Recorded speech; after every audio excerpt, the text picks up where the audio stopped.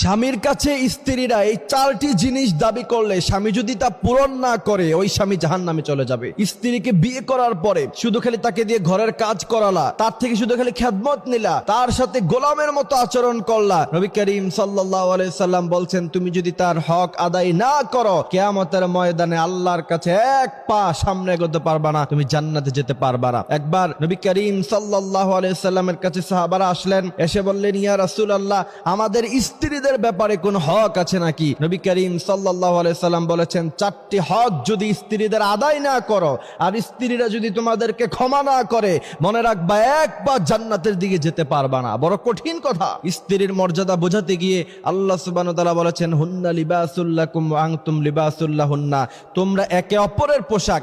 এই জায়গাটাতে আল্লাহ পাক স্বামী এবং স্ত্রীকে সমান অধিকারের কথা বলে দিয়েছিলেন। এই জন্য অবশ্যই খেয়াল রাখতে হবে আপনার স্ত্রীকে আপনি সর্বোচ্চ তাকে মর্যাদা দিতে হবে, তার অধিকার আপনাকে আদায় করতে হবে। প্রথম নাম্বার হচ্ছে সে যদি আপনার কাছে মোহরানা দাবি করে অবশ্যই আপনাকে মোহরানা দিতে হবে। এবার আপনি বলবেন যে হুজুর যদি মোহরানা দেওয়ার মতো ক্ষমতা না থাকে, মোহরানা দেওয়ার মতো ক্ষমতা না থাকলে আপনি বিয়ে করছেন কেন? আপনাকে বিয়ে করতে কে বলেছে? আপনার স্ত্রী যদি আপনার কাছে মোহরানা দাবি করে অবশ্যই আপনি তাকে মোহরানা বুঝিয়ে দিতে হবে, আর না হলে আল্লাহর কাছে আপনাকে তার জন্য জবাবদিহিতা করতে হবে। এই জায়গাতে এসে আপনার কাছে যদি একান্তভাবে মোহরানা দেওয়ার মতো সক্ষমতা, সেই সম্পদ যদি আপনার কাছে না থাকে তাহলে আপনি বেশি থেকে বেশি যেটা করতে পারেন অত্যন্ত বড় নম্র ভাষায় তার থেকে আপনি ক্ষমা চেয়ে নিতে পারেন। তবে কোন স্ত্রী যদি ক্ষমা না করে আপনি কিন্তু কোনোদিন ক্ষমা পাবেন না। এই জন্য তাকে ভালোবাসা দিয়ে আদর দিয়ে তার থেকে আপনি ক্ষমা চেয়ে নিতে পারেন। তবে আপনার যদি সামর্থ্য থাকে, সম্পদ থাকে, এরপরেও যদি আপনি তার কাছে ক্ষমা চাইতে যান তাহলে সে কিন্তু ক্ষমা না করলে কোনোভাবে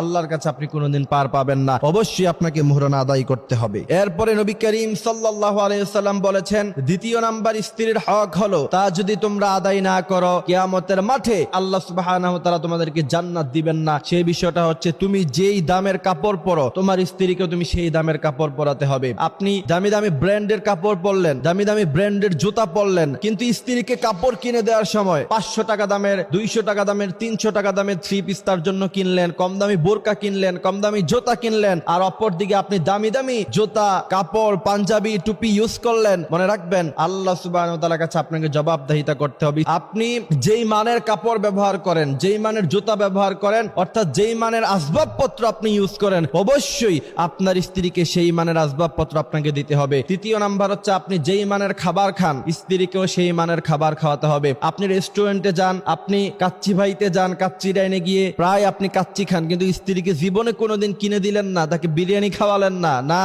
নবী করিম সাল্লাল্লাহু আলাইহি সাল্লাম বলেছেন তুমি যেই মানের খাবার খাও অবশ্যই তোমার স্ত্রীকে তুমি সেই মানের খাবার খাওয়াতে হবে। চতুর্থ নাম্বার হচ্ছে দুটি হক, সেই দুটি হক আপনাকে আদায় করতে হবে। একটি হচ্ছে বর্জনীয় আর একটি হচ্ছে করণীয়। যেমন কখনো আপনি তাকে গালিগালাজ করতে পারবেন না। দ্বিতীয় নাম্বার হচ্ছে আপনি কখনো তার চেহারায় আঘাত করতে পারবেন না, তাকে আপনি সর্বোচ্চ সম্মান দিতে হবে, এটা হচ্ছে করণীয়। এই জন্য প্রিয় ভাইয়ের আমার এইসব বিষয়গুলি আল্লাহ সুবহানাহু ওয়া তাআলা আমাদেরকে খেয়াল রাখার তৌফিক দান করুক। তার কারণ হলো আল্লাহ সুবহানাহু ওয়া তাআলা এই যে সিস্টেম স্বামী এবং স্ত্রী, এটা একটা সুন্দর একটা জীবন ব্যবস্থা। যেই সমস্ত জাতিগোষ্ঠীর লোকেরা বিয়েতে অভ্যস্ত না, দিন শেষে এদের বয়স যখন অনেক হয়ে যায় 40-50, হতাশায় ভুগে শেষ পর্যন্ত তারা আত্মহত্যা করে। যারা বিয়ে করে এরা যখন বৃদ্ধ হয়, ছেলে সন্তান হয় তাদের, তখন সম্পর্কটা সুন্দর হয়, তাদের জীবনটা বড় সুন্দর হয়। এই জন্য আল্লাহ সুবহানাহু ওয়া তাআলা বলেছেন ওয়াশিরুহুন্না বিল মা'রুফ, তুমি তোমার স্ত্রীদের সাথে সৎ আচরণ করো। সৎ আচরণ করার মানে হলো স্ত্রীকে গালি দেয়া যাবে না, বকাবকি করা যাবে না, তার গায়ে হাত তোলা যাবে না। যেই সমস্ত স্বামীরা স্ত্রীর গায়ে হাত তুলে নিজেকে বীর পুরুষ দাবি করতে চায়